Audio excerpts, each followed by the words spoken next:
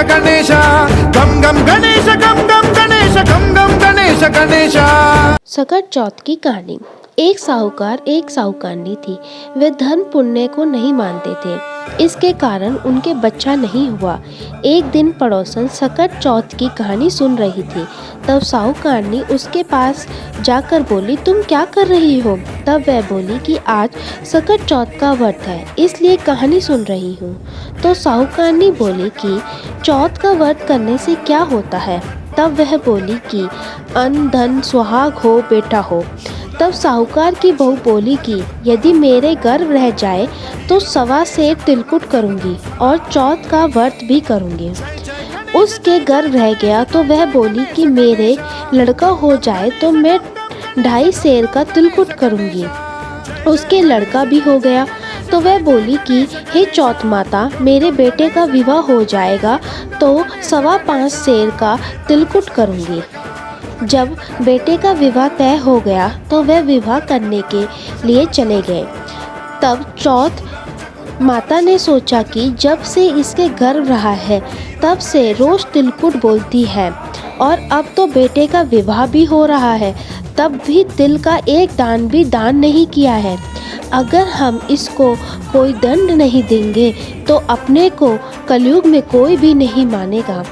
हम इसके बेटे को फेरों से उठा लेंगे। जब उसने 3 फेरे लिए तो चौथ माता गरजती हुई आई और उसको उठाकर पीपल पर बैठा दिया। हाहाकार मच गया और सब उसको ढूंढने लगे, परंतु कहीं भी नहीं मिली। लड़कियां गणगौर पूजन गांव से बाहर धूप लेने जाती थी। तब वहां आता, ओ मेरी अर्धांगिनी। यह बात सुनकर वह लड़की सूख कर कांटा हो गई। तब लड़की की माँ बोली, मैं तुझे अच्छा खिलाती हूँ, अच्छा पहनाती हूँ, फिर भी तू क्यों सूखती जा रही है? तो वह बोली कि जब मैं दूब लेने जाती हूँ तो एक पीपल में से एक आदमी बोलता है कि आह मेरी अर्धभ्याई, और उसने मेहंदी लगा रखी है, सेहरा बांधा हुआ है। तो उसकी माँ उठी और देख कि वहाँ तो उसका जमाई है। तब वह अपने जमाई से बोली कि यहाँ क्यों बैठा है? मेरी बेटी तो अर्धब्याही कर दी है और अब क्या लेगा? तब वह बोला कि मेरी माँ ने चौथ माता का तिलकुट बोला था, उसने नहीं किया और चौथ माता नाराज़ हो गई और मेरे को यहाँ बैठा दिया। वह वहाँ गई और साहूकारनी से बोली कि तुमने सकट चौथ का कुछ बोला है क्या? तब साहूकारनी बोली, तिलकुट बोला था।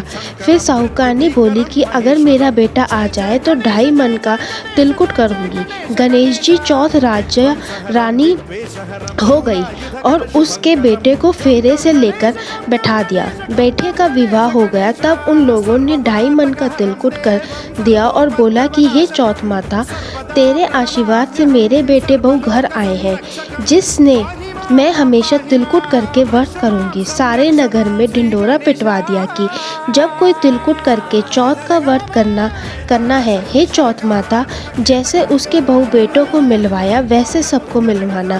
कहते हैं सुनते हैं, सब परिवार का भला करना। जो चौथ का उद्यापन करे वह चौथ माता जी की कहानी पढ़े, उसके सब पाप और नष्ट हो जाते हैं। बोलिए चौथ माता की जय।